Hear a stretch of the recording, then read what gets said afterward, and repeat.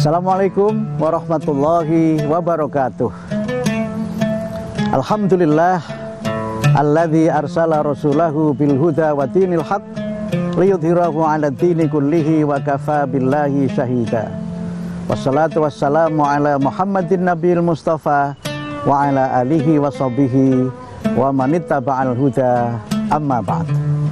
Pemirsa Kompas TV dimanapun Anda berada, semoga semuanya senantiasa sehat walafiat dan tetap semangat menunaikan ibadah puasa Ramadan dan semua ibadah sunnah di bulan suci Ramadan ini.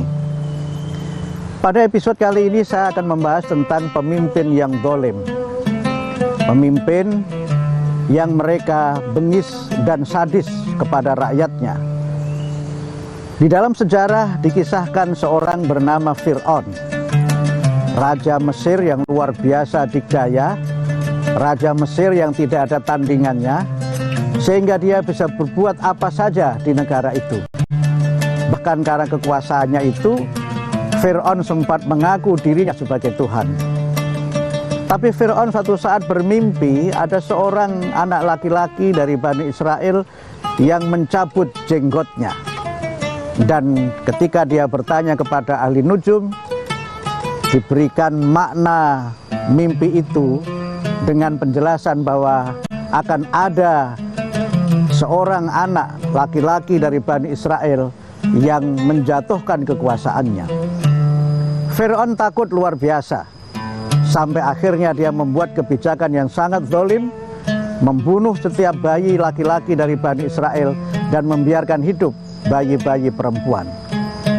Tetapi kalau kita membaca hadis Nabi, pemimpin seperti Fir'aun itu juga ada dalam sejarah masa kini, bahkan mungkin dalam kepemimpinan masa depan.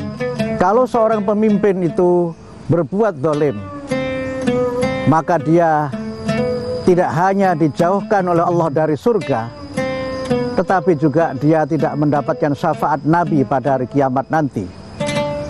Dalam sebuah hadis, Rasulullah bersabda, "Sinfani layyana luhuma syafaati."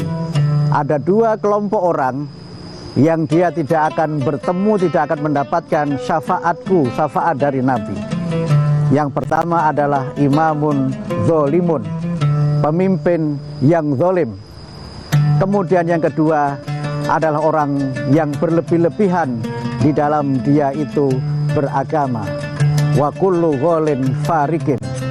Karena kalau orang itu berlebih-lebihan di dalam agama, kadang-kadang dia mengada-adakan sesuatu itu bisa berupa perkataan, bisa berupa ibadah yang tidak dituntunkan oleh Nabi dan juga tidak ada syariatnya di dalam Islam, tapi dia mengada-adakan agama itu. Berlebih-lebihan dalam beragama adalah sebab tidak adanya syafaat Nabi, dan yang jelas dan harus kita hindari adalah pemimpin yang zalim. Mudah-mudahan Allah menghindarkan kita semua, menyelamatkan kita semua dari pemimpin yang zalim dan menganugerahkan kepada kita pemimpin yang adil. Nasrun minallah wa fathun qarib wa basyiril mu'minin. Wassalamualaikum warahmatullahi wabarakatuh.